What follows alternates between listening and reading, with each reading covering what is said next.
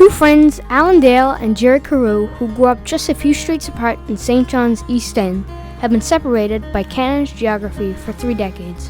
They came together virtually during the pandemic to chat about like-minded interests. Alan lives in PEI and Jerry in Newfoundland. Thriving in remoteness has been a common theme for both of them during the pandemic. Gale Force Wins, the podcast is the result. And welcome to another edition of Gale Force Wins. I'm Alan Dale, and with me, as always, is my good buddy from the East End of St. John's, Jerry Carew. How are you, Jerry? Well, I always say I'm doing well, but in fact, today I am extremely excited to sit with Kevin Tuerff. I've read a lot about Kevin and what he's done since the 9/11. And I think it's just an exciting opportunity to help Kevin get his message out. It's an exciting opportunity, frankly, to discuss what you've been doing, Kevin, in the last 20 years and what 9/11 has meant to you. It's been 20 years. It's hard to believe. I know everyone knows where they were at the moment that this all went down, but I'm looking forward to getting to know you, Kevin, and why you do what you do. Hey, Alan. 100%, Jerry. September 11th was one of those pivotal moments globally. As you say, everybody knew where they were, and it changed the way the world evolved after that, and people evolved and how we interacted with one another. And I'm very excited to hear firsthand from a guy that was so touched by that moment in time, was actually airborne when it happened, and then he found his way to Gander, Newfoundland, and then that beautiful story unfolded beyond that. So there's goodness that came out of these things as well. So we're certainly excited to hear Kevin's journey, where he came from and where he's going. Kevin, why don't you go ahead and introduce yourself? Hello, everyone. My name is Kevin Tuerff. I am currently living in Austin, Texas. I was born in Fort Wayne, Indiana, to my parents, Jim and Julie Tuerff, who are still married today, 58 years later, I think. No, I'm 55, so I'm not sure. But I was one of 4 boys, the middle child. I have 2 younger brothers, identical twins. So imagine that, mom and dad, they had 2 boys, decided to have a third kid, hoping it would be a girl. Instead, the day before my mom got pregnant with the third, she found out she had not 1, but 2, and it wasn't a girl, it was 2 boys. So she got 4 boys out of the deal. And anyway, we moved around quite a bit. So traveling is probably a theme of my life. My dad was in insurance business. And so when I was still an infant, we moved to Atlanta, Georgia. Then we moved not much long, a year later, moved to Nashville, Tennessee. My family's Catholic. I was baptized Catholic, and so went to Catholic school through, I think, 4th, 5th grade. And then along the way, a couple more moved to Louisville, Kentucky, and then Louisville, Kentucky to Houston, Texas. And the reason for all this was that my dad was a successful businessman. He worked his way up with the same company from the lowest rungs. It was an underwriter of the insurance company all the way to be president of this 10,000 person Fortune 100 company. And so my dad was actually, was a mentor to me. And so much so that later in life, I ended up starting my own small business, and he's mentored me along the way. So after Houston, I went to University of Texas at Austin. Very proud of that. I'm a proud Longhorn, and love college football. Went to the University of Texas. After I graduated, I had decided it was time for me to come out of the closet as a gay man. And so as a Catholic, that was tough for my parents to understand that. It was a rough part of our relationship, but it was one that I felt content with, that I did not have to sacrifice my faith and my sexual orientation. And so still to this day, my faith of being a Catholic, despite the fact that I'm gay, is not, they are all good because God made me just the way I am. And so let's see. And then in 1993, I met a man also named Kevin, and I was working for state government in the environmental arena on air pollution and water conservation and recycling issues. Worked in state government for Governor Ann Richards for a little bit, and then Governor George W. Bush way before he even thought about being president. And about 1996, when I had a budget and they kept my budget, but I was managing a education campaign. My background is in communications. I had a degree in speech and organizational communications. And so I was running and really learned a lot about public relations, public affairs, everything really on the job training, and learned a lot about environmental issues working for the Environmental Commission. You know, I would like to say I'm one of the few marketing guys who has, you know, been into a wastewater treatment plant and spent a day in a landfill, and I've climbed into a wind turbine and a recycling factory and toured oil refineries. And so all of that led up to a pivotal moment in 1997 when, after they cut my budget 90%, I thought, this is not good career longevity here doing what I'm doing. So I left the state and started a company called EnviroMedia with a friend of mine. And she and I started out with just the two of us and really took off. And we were really one of the first environmental marketing agencies that focus solely on improving public health and the environment. And so I guess, what I learned from my parents was the importance of charity. And, you know, they did a lot of charity with the church. They did a lot of volunteering. My dad did a lot of work. My mom did a lot of work with the schools. And so giving back was part of who I was. And so I was happy that I could start a business where I could actually make a difference and make money too. And so it was really a dream job. And for 19 years, we had, you know, many ups and downs, but overall, like, made a profit 16 of the 19 years, averaged about $20 million in revenue each year, had about 40 people on staff on average. So leading up to, you know, my one remarkable day in 2001. So this was 4 years after I had started my new company, and I had not taken a 2-week vacation in that 4 years. I think, as you guys know, as entrepreneurs, that, you know, you basically work 7 days a week. And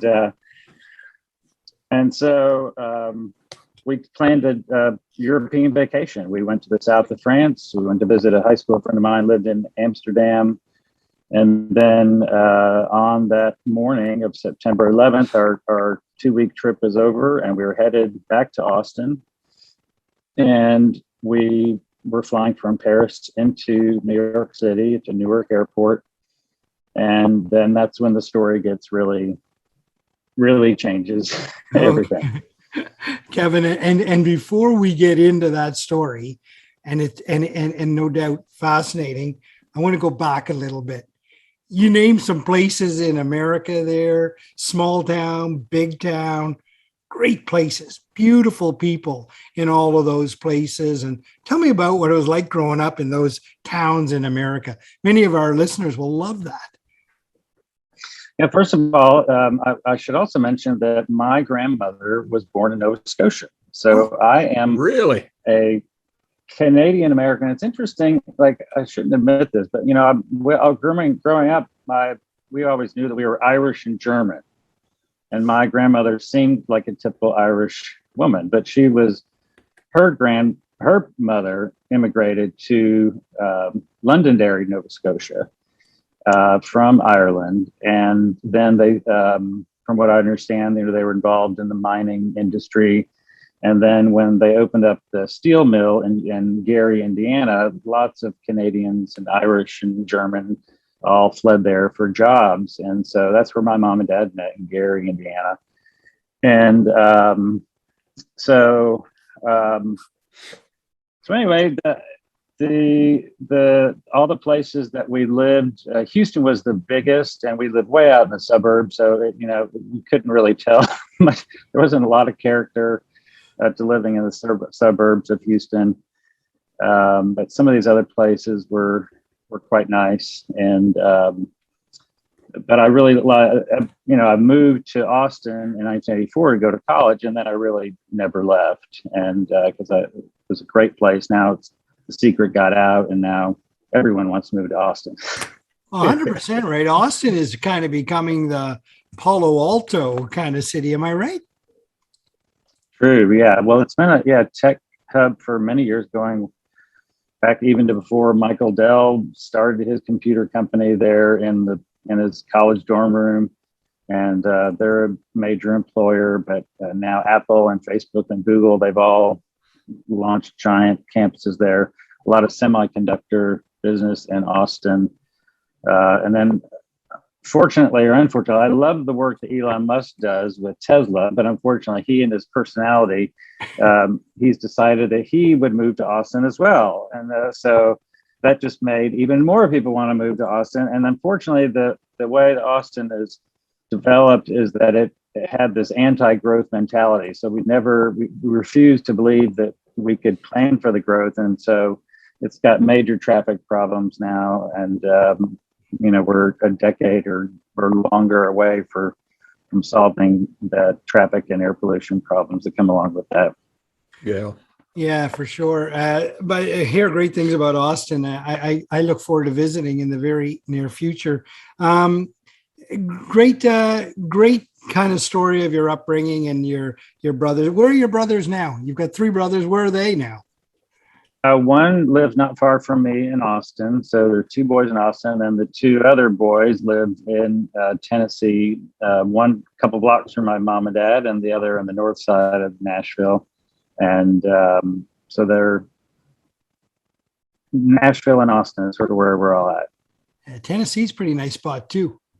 It's beautiful, yeah, and they're seeing a lot of growth, like Austin, and really, what's happening? A lot of younger people in rural areas are saying, "Hey, we don't want to stay here. We want to live where the cool things are happening, and live in these downtown urban environments." And so, most major cities are seeing a lot of exploding growth. Wow.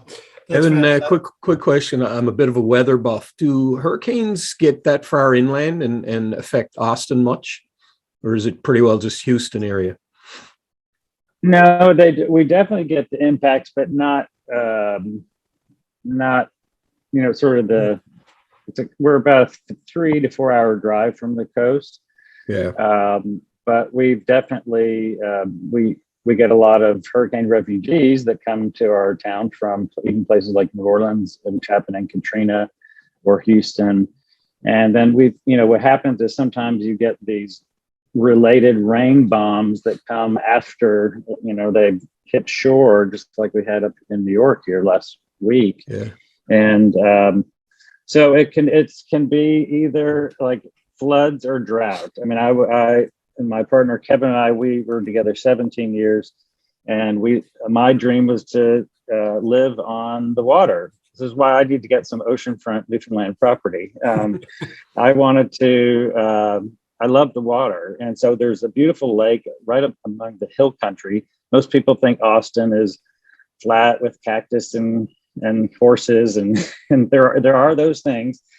There's not a lot of oil wells there, but we're at the start of the ramp up to what's called the hill country. Beautiful area leading out west, a lot of mountains in Texas.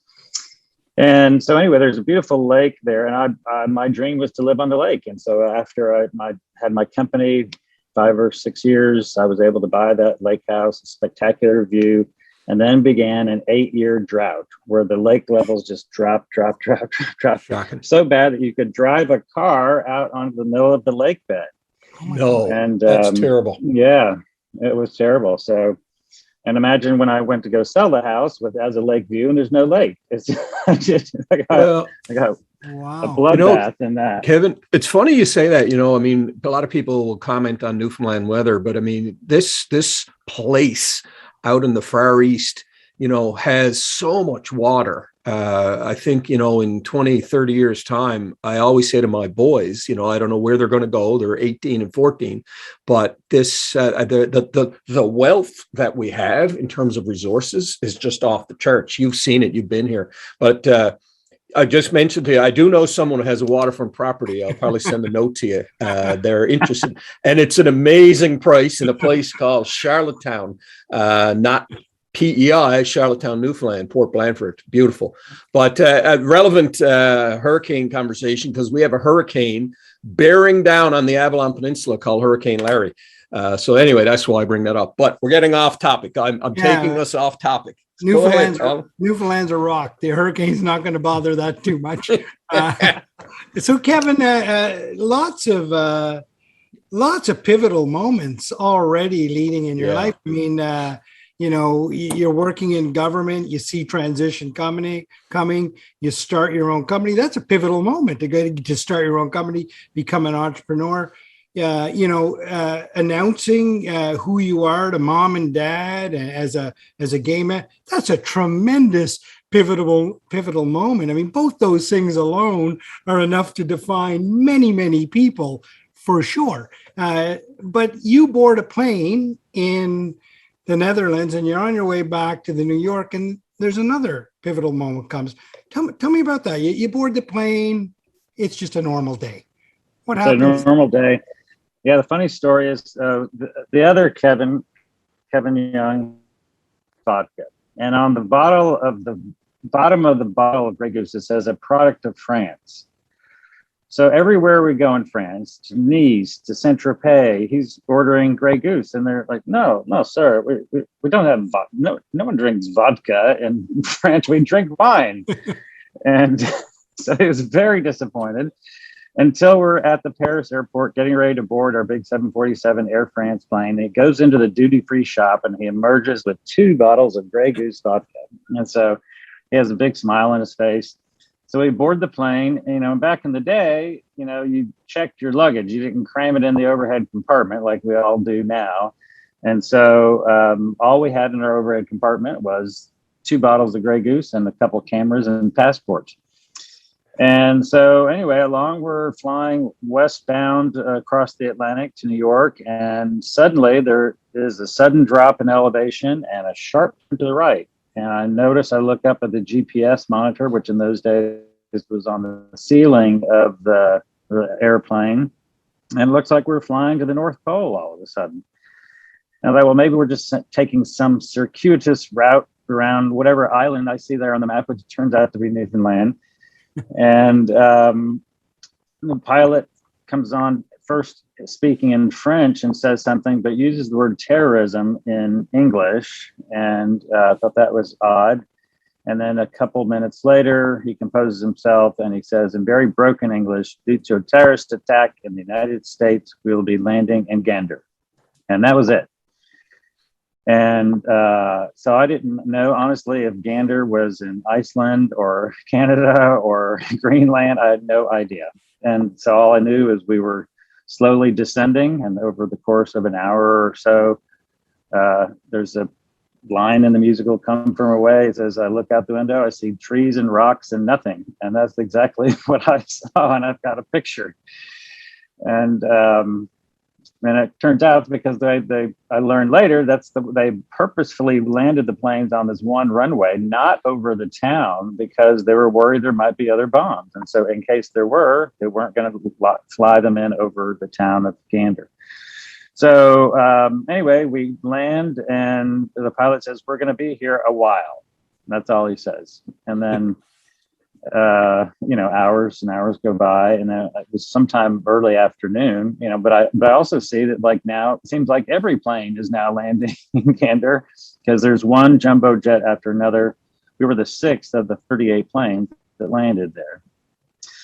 So everybody knows the story that, we were stuck on the planes for a long time. For us, it was 15 hours because we were the 6th of the 38. They let us deplane in the order we got there. So I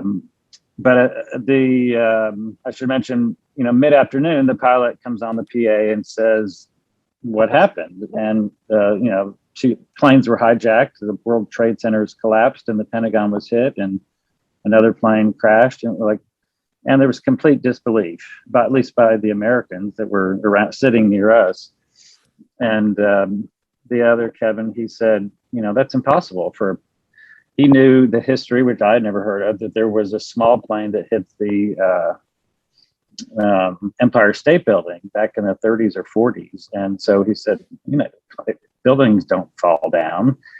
And, but, of course, there was no international cell phone coverage. There was no Google back then. These days, as it happened, we'd be watching it live on our phones. Yeah. And so there was a lot of anxiety there. I knew my mom back in Nashville. She knew I was flying into New York City that morning. So I was worried that she would be worried, and she was. And I knew that my company back in Austin, I knew they knew I was flying into New York that morning. I knew they would be worried. So, but I couldn't reach anybody. There was a couple of satellite phones on board that couldn't reach anyone in the United States. And ultimately, like by this time, 4 o'clock, 5 o'clock, I decided to go try that satellite phone and went dialing back to Europe and called my friend who I just visited in Amsterdam. And so he answered. By that time, it's 9 o'clock at night. His name is Todd. I said, Todd, is it true? And he says, yeah, it's awful. I'm watching it right now. So I asked him, will you please call my mother and call my office and tell them I'm okay? I was totally safe, felt safe there, although I saw armed guards at the foot of every plane. So I knew there was, some security concerns, but I wasn't too worried. And make a very long story short-ish. We were allowed off the planes. It was dark. It was, I think 9 o'clock at night when we got off the plane. Had to go through security, but then entered the terminal in Gander, and it was as if we had walked into a party. There were hundreds of volunteers and Kentucky Fried Chicken and donuts, and it was we didn't know where we were going though. So we were trying to. Is this all the food we get for a week? We didn't know where we were, but we did have 2 bottles of Grey Goose vodka that we took off that plane with us. Kevin, I'm came in very handy. I'm just gonna, before we get into that next phase of the story, you're right. I mean, you talk about the moment and you talk about it very calmly, and I'm sure at the time people were generally in disbelief that this could possibly happen. And certainly if we take ourselves back 20 years, many people were in disbelief that this could possibly happen. So I can only imagine that you're thinking, oh, this can't be such a big deal. This can't be a big deal.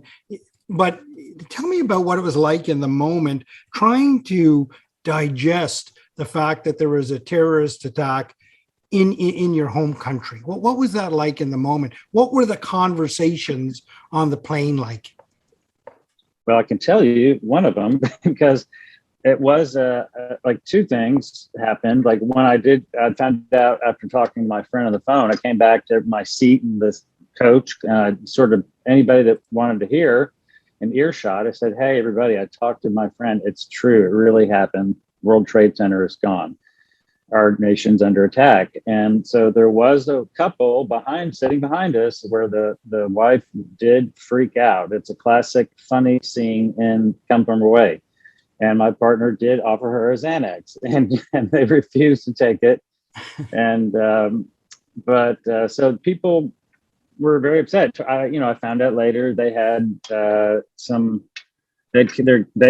husband and wife had been to Paris for vacation. They left the kids with her parents, and so they were concerned. They lived in New Jersey, so they were concerned. But the other thing I can do is read to you is, which I wrote a book called Channel of Peace, Stranded in Gander on 9/11. And when I started to write this book, which came after the musical, I did not write the book for the musical. I wrote the book because the music people that watched the musical said, we want more stories. We want to know more. And there's more of what my story is and that you see on stage. And so I had completely forgotten. By this time, it's 2015, 2016. And so I dumped a bag of all of my European vacation stuff out on the floor of my apartment. And I found the airline, the menu, what we were having for our meals on that flight. And I had journaled on that flight. And so there's a picture of it here in my book. Right. And so I'll just read you. So it's 9/11/01, 5 p.m. Gander, I didn't even know how to spell it. Canadian Air Force Base. That's where I thought we were. The world changed today for the worst. Our flight from Paris to New York missed an international terrorist disaster in New York and Washington, with planes hitting the World Trade Center and Pentagon. As I sit on this plane now for 12 hours, 7 on the ground, all we can do is wait patiently for news about the tragedy and for a phone to talk to our family. We may have to spend here overnight, maybe sleeping on the plane, but we're fortunate we're here. Many on the plane cried when they heard the news. Everyone is shell-shocked. No one can imagine what is next regarding our national security. Who can we trust now? How will this crime start? Will this crime start a war? All I can do is pray. And then I ran out of space on the menu, and then I have a PS that I added a couple hours later. Just learned we will soon deplane and perhaps spend the night in a shelter. At least 38 planes are holding here. Wow, that was in the moment. Yeah. Wow. I can't even imagine how that the minutes must have turned into hours, must have gone on. And it must have been just such a long wait to talk to somebody, to get some news, that time must have drawn on. Except for they played movies and gave us vodka. You get more vodka in addition to what you had? They ran out of every single mini bottle of liquor they had. They just kept flying us with liquor and to try to make us sedate us, I suppose. And then when they say, okay, you're getting off the plane, but you cannot take your luggage. You can only take what you have on board. And so for us, it was the vodka. And then, but we literally, I have to go to confession because we stole a giant bottle of water like this size off the cart. Like, do they have water here? We had no idea where we were going.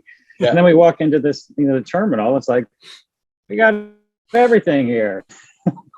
So Kevin, Alan, just before you go on, I got to ask this question. I mean, you're 15 hours on a plane. Did everybody behave? Was there any time where, I mean, it's an incredibly stressful time. Was there ever a period where there was some stress between passengers on that plane? Great question. Not on our flight. I did hear about others where they had to call security. For example, the people who were smokers, they were freaking out because they wanted to smoke. And so they would open the front door. I think they did it on our plane. So if they wanted to smoke, they could get up to the front door and do that. And we did have an issue where people almost had a riot back at our shelter. So, once we got through the airport and I was one of the last people that did find the payphone before they taped an out of order sign on it, even though it was not, just because they needed to get people on the buses and get them out of there. And but I was able to make a collect call to my mom and dad in Nashville, and they answered the phone, and I just wept. I was just so happy to hear their voice, and they were happy to know I was okay, like everybody that day. Right. And so someone tapped me on the shoulder and said, "You got to get on that bus, or you're not going to make it." So I had to hang up real quick. Don't know where I'm going. I'll see you later. Bye. And so we went to the College North Atlantic in Gander, and that was our shelter, and which was, I call it the 5-star refugee shelter, because, they had working television, so we could finally see the video of what had happened. It was like, by this time, 12 hours after the initial attacks began when we finally saw it. But had a cooking school there. I'm friends still to this day with the woman who runs the cooking school at the College North Atlantic. We had a sit-down dinner.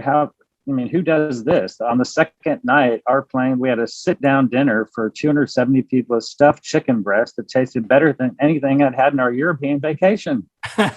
Wow. Kevin, before we get too far into that whole thing, I want to go back now. You're walking off the plane. You get this breath of fresh Newfoundland air, and it's dark, and you probably don't know where you are. You're probably dazed and confused about where you are at this point. You walk into the terminal. Who's the first person you meet in there? You remember? It would have been someone with the Red Cross, who we were registering because they wanted to know who was there and then where that we were being sent. And so that would have been a very nice person. Well, I guess the first person would have been a customs agent, which I understand there were only 2 of them there, and they basically worked around the clock for 5 days, checking people in and out of the country. And so that's to me, it's one of the pivotal moments that it's taken me many years to reflect back on, like, even for the people of Gander to take a risk when they didn't have to.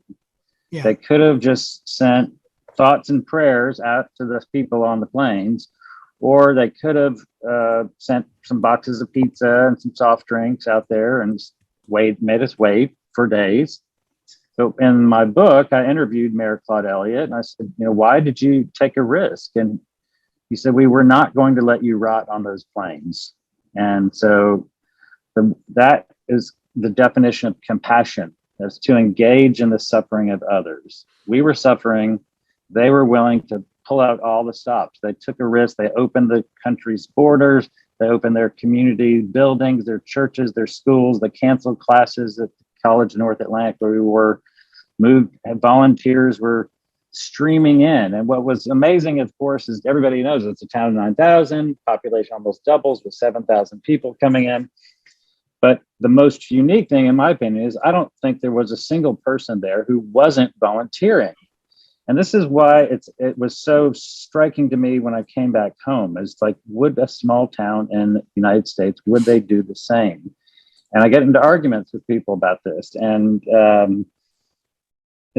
people will say, "Of course we would." And I'll say, even the Arab Muslims that were on those planes after the attacks came, you would let them in your community. Well, I don't know about that.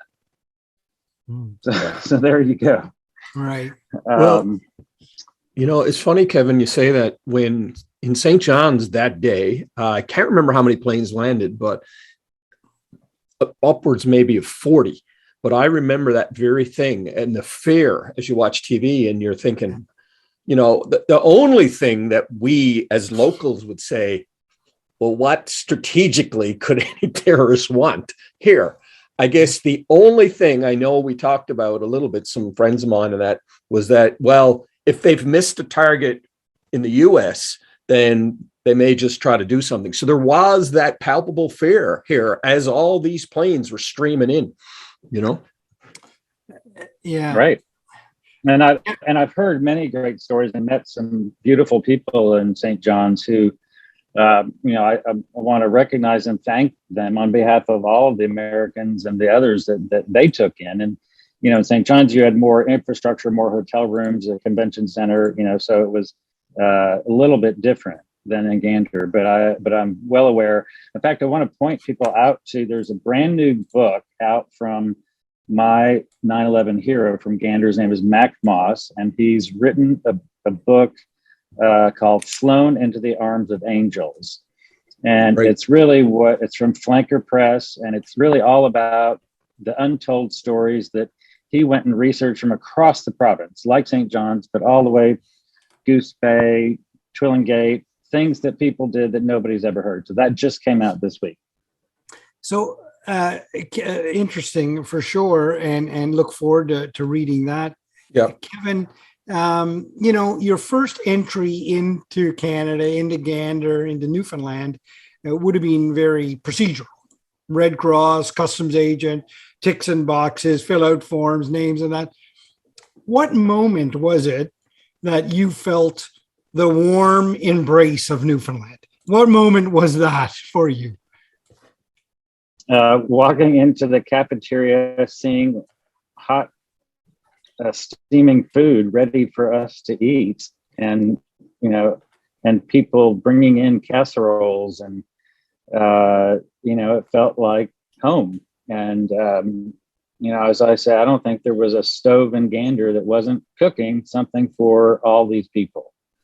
And not to mention they so I went back for my book. I interviewed this woman, Elizabeth Moss, who ran with her colleague the cooking school. And I said, where did you get, or actually what happened first was I had a first draft of my book, and I went back to the college and I did a book reading. And then I talk about these amazing chicken breasts. And so after I'm done, she taps me on the shoulder. She says, I bought those chickens. And it turns out she and her colleague, they got the credit card from Mac Moss, who was the administrator of the college at the time. And he said, go buy food for whatever 300 people need. So because she and her colleague were Johnny on the spot, they raced to the 3 different stores and bought up all the chicken. So if you were living in Gander that week, you were not having chicken because we ate it.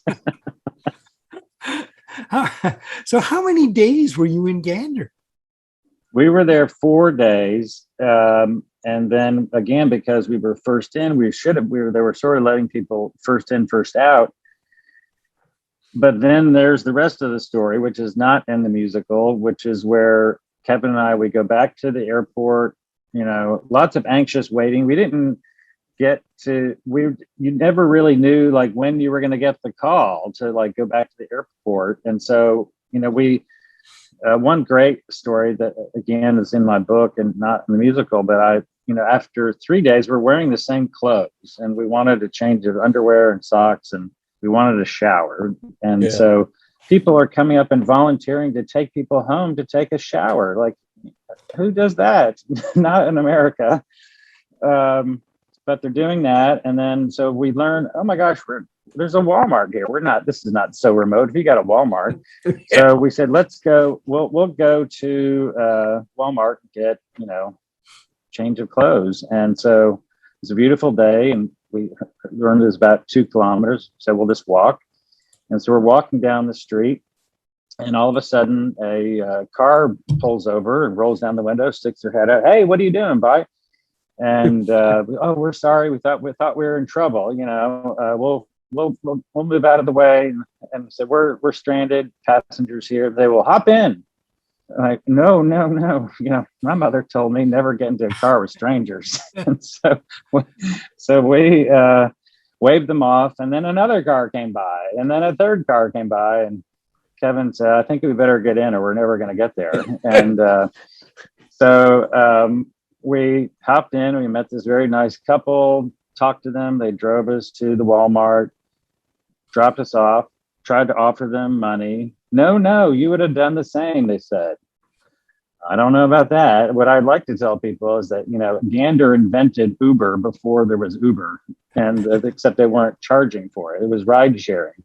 Right. And so we went inside, and there was a hilarious scene. I've got a little bit of video footage of this somewhere, where there was almost a fist fight between men in the men's underwear aisle.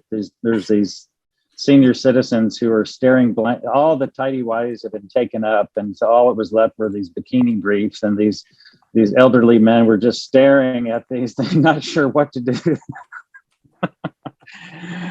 And so anyway, that was one of the times when we sort of went off campus, and we went to the Walmart and saw the town and walked around a little bit, walked around Cobb's Pond there. Really spent more time getting to know some of the other fellow passengers, of which I'm still very dear friends with today. Wow. Where did you get the shower? Where did you go to get a shower? They took us to the Air Force Base Fitness Center. They had opened up to let people take a shower there, and so Oh, great. that was remarkable. Yeah. So the Air And then Force. so what happened was, I'm sorry. No, go ahead. So it was finally then on day 4, we go back to the airport, tremendous hours long screening of all of our stuff. By the way, we went back and the 2 bottles of vodka were gone in the 4 days. So we were not returning with vodka. And so we get on the plane, or we get through security, and we have a ticket, Gander to New York, but all of a sudden the pilot comes out and says they're only allowing American carriers into the US first. We're on Air France. Air France called, they want their plane back. So we're taking you back to Paris. And that was the worst part of the whole ordeal, because we didn't know what was next. Is there going to be World War III with missiles firing across the ocean? Or if we go back to, go boo-hoo, we're going to Paris, you would think, oh, how romantic or something. But it was such a stressful time. We didn't want to be there. And I called my mother and I said, oh, guess what? They're sending us back to Paris. And she cried, don't go. But as you all know, it's easier said than done to get off the rock and back over to the United States, and especially when the borders closed and there was a hurricane brewing out in the Atlantic at the time if I was going to take the ferry. So we stuck with the airline and we went back to Paris, and we got put up in a flea bag 2-star hotel that had no food. Oh my gosh. We should have stayed with the people in Gander. Kevin, this is astounding. I did not know this part of the story at all. Now, see, You got to read the book. See, there's a great tourism bit right there. Gander is better than Paris. 100%. I'll say it any day.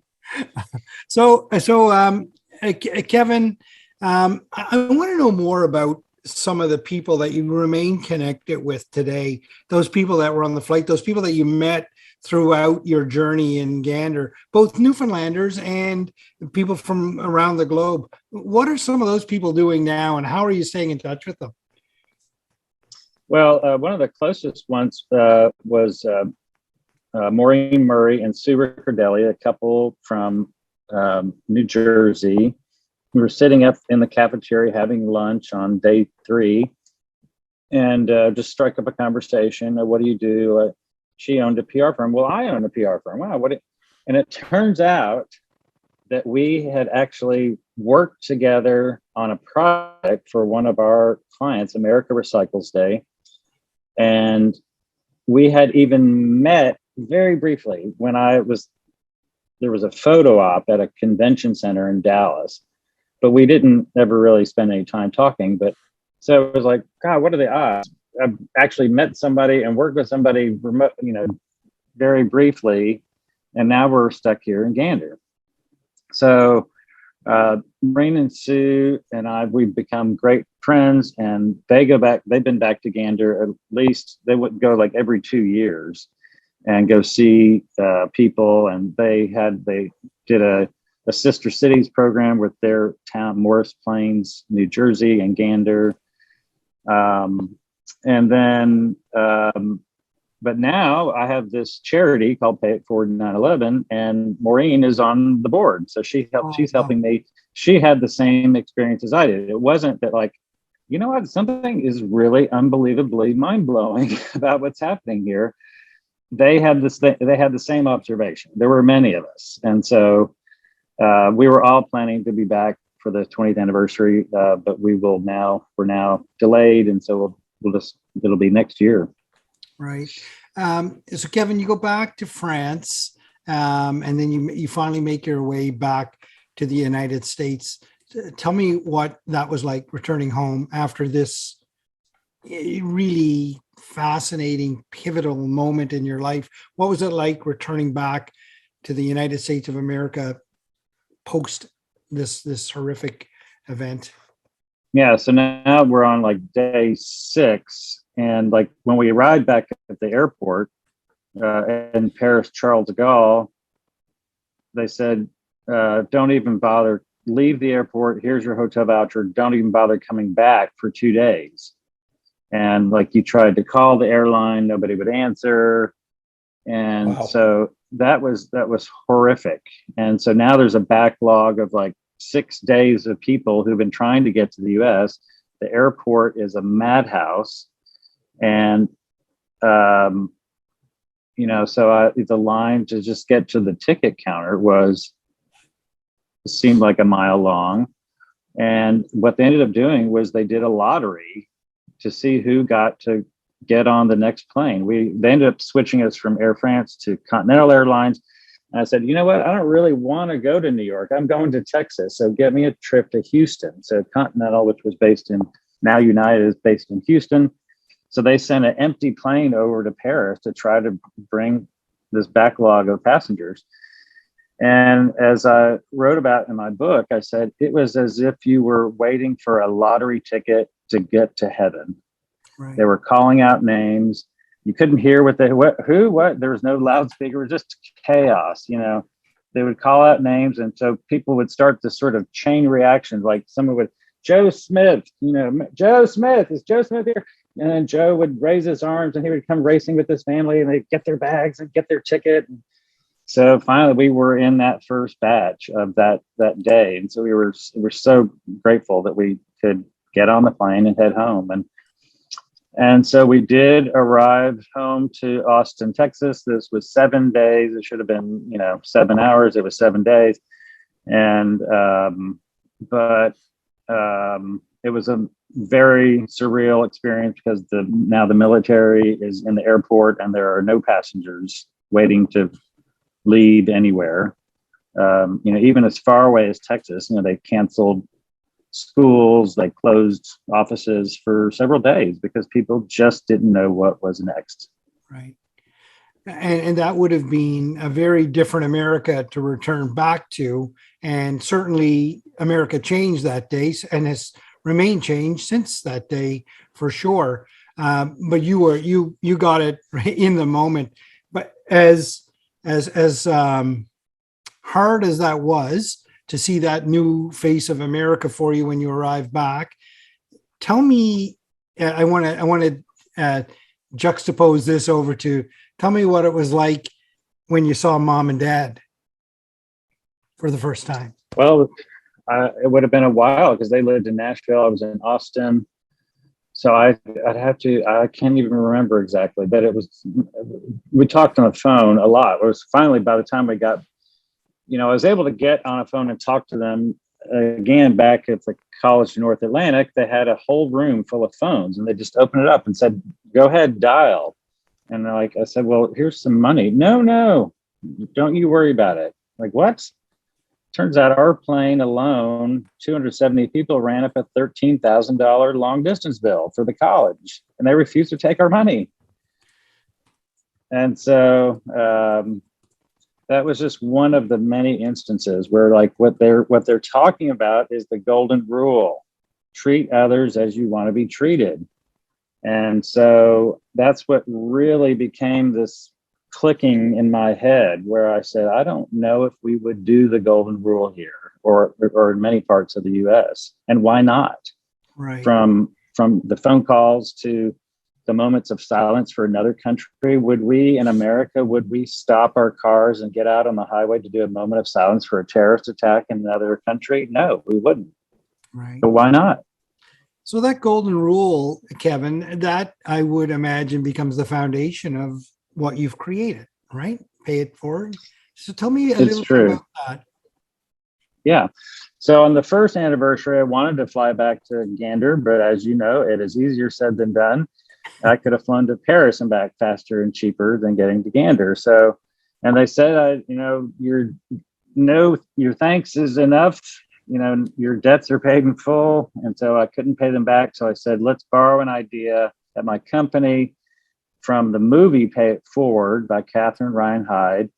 And it was about a fictional boy who starts a kindness movement and does a good deed and then asks people to continue it on and create a ripple effect. And so that's what we did. And I closed the doors of my office every September 11th in the morning. I would hand out $100 bills to make it fun. I would say, divide people in teams of two. You guys decide how you want to spend the money. But we're going to tell people that because we said we would never forget the lives that were lost, that's why we're doing this. We're honoring those people, the 2,977 people who died. And we're also telling the story about the brighter side of humanity, the people of Newfoundland and Labrador. And so what was great was that people would go out and they would take the $100 and just be super creative. Whether, you know, the simple stuff is like buying somebody's coffee or lunch or whatever. But, you know, it was actually two different teams bumped into each other at the charity hospital in Austin. And they decided they would go and support a single mom who had just given birth to a baby on September 11th, because they knew that was going to be a hard day for that child growing up to have a birthday of September 11th. And each one had purchased a savings bond, another bought a card with gift card balloons. And so that was beautiful. You know, one year, somebody went to a flat tire repair store and they just plunked down $50 and said, let's buy as many flat tires as we can. And they sat and watched anonymously as people came up. And I'll never forget, I got a voicemail later that day. Some guy tracked us down, read about what we were doing. And he called, he said, on my voicemail, he said, Kevin, you don't know me. My name is Vincent. I was having a terrible day this morning. I had a flat tire.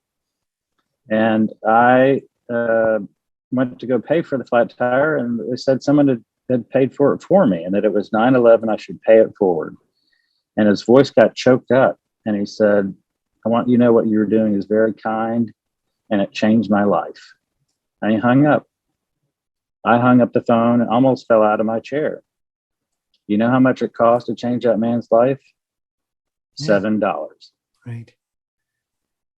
So we would have these stories every year, and it just, they're beautiful. It's not the money, it's a gesture, right? It's that giving somebody something, making them feel good. And you're so right. You never know where somebody is in their life and where that gesture finds them. It could make all the difference in the world for them. And in that particular case, it did. Yeah, let me give you one other beautiful story. So now let's fast forward to 2016. I've now stepped down from my company. My partner bought me out of Enviromedia.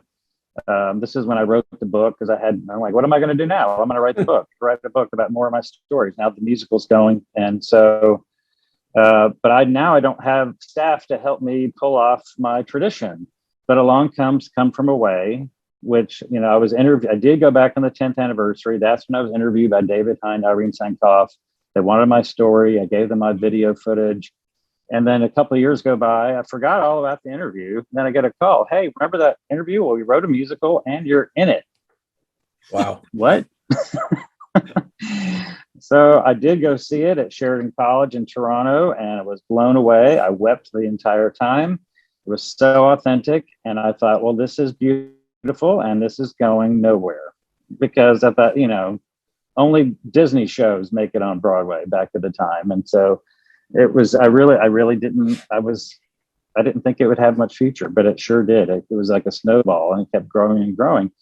And so what was beautiful is now the producers of Come From Away, they have adopted my tradition, and they give out $100 bills to the cast and crew and the band everywhere they are across the world. So now this tradition is now in Australia and Canada and UK. And there's now a new version coming in Finland. They're going to give out $100 bills and to the cast and crew in Finland this year. So it's just beautiful. But so here's we talk about the ripple effect. So the ripple started when people were kind to me in 2001, each year. So we got 19 ripples going on here. The producers of the musical in Toronto, they give out $100 bills to teams of two. And there's an actor and the stage manager who were paired up. And they knew this teacher from York, Ontario, who was a big fan of the musical. They said, let's give her our $100 and she can do something with it with the school kids. But then they said, you know what, we can do something ourselves. So they dipped into their own pocket, added $100 each themselves. So now it's 300 Canadian dollars that they give to this woman named Peg. Peg organizes her entire middle school to participate and takes the $300 and buys $300 worth of roses. Roses, the kids tie little messages, remember 9/11, pay it forward. Little messages are put on the roses.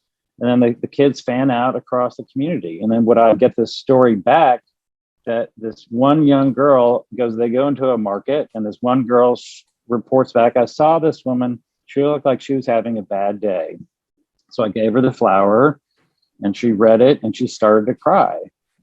And she said, and the woman said, oh, let me pay you for the flower. She says, no, this is random act of kindness. If you want, you can do something nice for somebody else and you can pay it forward. And she said, the woman looked at me and said, you have no idea how much this means to me today. My daughter died yesterday. Jesus. And so the girl comes back and writes a little what her observations are. She says, you never know what people are going through. Yeah. And unbelievable, Kevin. And you started this movement.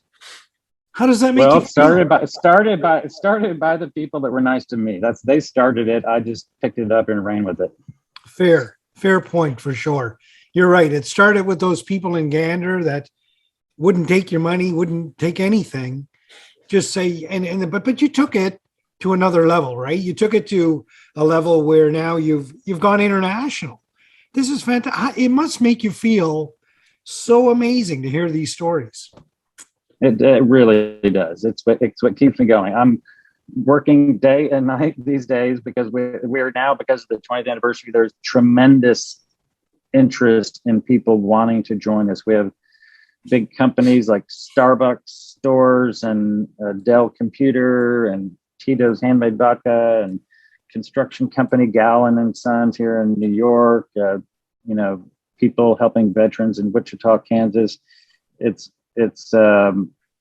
just very exciting, and I'm hoping more people, even in Canada. Most people do. I've learned what most people do not know is that September 11th is a day of service in not just the U.S. but also Canada. It was legislated years ago, but no one ever heard about it. Mm-hmm. So I'm inviting all Canadians to join us in doing a pay it forward action, a random act of kindness, on Saturday the 11th to honor those Canadians. There were, I think, 23 Canadians that were killed in the World Trade Center. So I hope that happens too. Kevin, I want to mention your website, payitforward911.org, payitforward911.org. Great website. I think it's important that people visit that website and see the good deeds that you're doing. Now, yes, please. And if anybody does want to join us, please register your community's heart on the map. There's a map on the bottom. If you register just your plans of what you're going to do, or if you're willing to share, if you find a beautiful story like that little girl in the rose, post that on social media using hashtag #PayItForward911. It'll inspire. What I've seen is that people can be inspired on the day of and go immediately on the way home from work, I'm going to do something nice for somebody, and it doesn't take that much effort, but you can see the ripple effects of these things and how much it can spread. 100%. Kevin, you talk about going to Come From Away at Sheridan College, thinking to yourself, this is never going to, it's a beautiful story. It's emotional. You're connected to it. I had the privilege of watching Come From Away in New York and with my family. And I was quite moved by it. I can only imagine how you were moved by it. But what do you attribute the success of that musical to? What is it about that musical that has taken Broadway by storm and indeed has a global presence now? Well, I think it was the right musical for the times we are in. I mean, when this show began, there was tremendous amount of anti-immigrant sentiment coming from the President of the United States, Islamophobia. And so just here's this musical. It talks about how we treat the stranger. And then here's this now political firestorm of anti-stranger. And so I think that it opened up and it showed people who we really are as humanity. And it's not just about 9/11 and the days after 9/11. I mean, this, and even now, as this show opens on Broadway on September 21st, and the Mervis show in Toronto will reopen in December, I understand. And so here we're coming out of this pandemic, a time when there has been remarkable compassion and care for other people. My observation is, why does it take a terrorist attack, a natural disaster, or a pandemic for us to treat people with kindness and compassion the way they do in Gander every day? Mm-hmm. That's a great way to summarize it, for sure. Kevin, you've had a great journey, my friend, doing amazing things. Lots of pivotal moments in your life. Really impressive to see how you navigate through and how you turn things in such a positive fashion. It's remarkable. It really is. Admirable is the best way to describe it. Kevin, we often ask our guests to leave the audience with one small piece of advice, a takeaway from your journey. What would that takeaway be? Be kind to people, because you might end up in a Broadway musical. No, I think it is to revisit the golden rule: treat others as you want to be treated, and try to incorporate that into your life. And I've learned through studying the science of compassion that compassion is a skill that we can train our brain. Our brain is like a muscle that can be trained. And so the more you do these random acts of kindness, the more you yourself will become happy. You experience what's called the helper's high. You get this euphoria from doing that. And I think that's why, because I get asked the question all the time, why are Newfoundlanders so nice? Why are they so compassionate? And my observation is, I think it's because it makes you all feel better. It makes you feel connected to one another. And so I think the world needs that right now. Jerry, your final thoughts? I've got so many thoughts. I just sat back and listened to you, Kevin, and I really appreciate you coming on. But one memory I have, my wife and I were in Florida in April of 2002, and I'll never forget it. We're in Tampa area, and I said to my wife on a Sunday, I'm going to go for a drive. I had never been to a golf facility that had hosted a PGA Tour event. There wasn't a PGA Tour event on, but I wanted to go there. Anyway, long story short, I'm in the car. It's about a 2-hour drive. My wife is extremely irritated by the fact that we're driving somewhere and she's not on the beach. Anyway, we get to the front entrance of the Innsbruck Resort in Palm Harbor. And guess what? The security guard wouldn't let me in. And I'm thinking, dear God, I just drove 2 hours to get to this place and he won't let me in. Anyway, he just, out of the blue, he goes, where are you from anyway? I said, we're from Newfoundland. Well, Kevin, I swear to God, he nearly fell over himself. And it makes me uncomfortable because, frankly, I didn't feel like I deserved anything. He said, I know what you guys did for us. And he said, you can get access to whatever you want. Anyway, he wrote a pass. He wrote on it. In we went. And I was like, wow. To this day, that strikes me. I didn't deserve it. But, because of that, he knew about it. He had been in the military and he knew what Newfoundland did. So anyway, I just want to throw that story out there. Wow. But I love it. Yeah, being on the receiving end of a gesture like that is so nice. And anyway, I think Alan and I have created Gale Force Winds. It's not inspired by the events of 9/11, but we're inspired kind of, by the pandemic and some of the challenges around that. I just want to thank you for coming on and sharing your story, because it's really important to get your story out there. And thank you very much for that.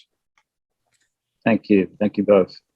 Well, another wonderful edition of Gale Force Winds. And if you can't find inspiration in Kevin's story, I don't know how you can find inspiration anywhere. Here's a guy who's been through a number of pivotal moments in his life and has always navigated through them to find the positive path. On that flight, Air France, coming back from the Netherlands, stops in Gander, and his life changes again. And I sure am glad Kevin landed in Gander and not some other part of our country, because we now have a natural connection to Kevin, and Kevin is telling the story of Atlantic Canada and Newfoundland, now telling that story even further. Kevin's so right. I think what makes people happy is their connection to one another. And that connection can come through from a genuine compassion for one another. And it's such an important trait to hold true. I am truly inspired by Kevin's journey, and it's been a wonderful conversation here today. I too like to leave the audience with my own small piece of advice. And quite frankly, and I mean this from the bottom of my heart, the world needs more Kevin Tuerff. Thanks very much. Thank you for tuning in to Gale Force Winds. That's Gale Force Winds, WINS.com.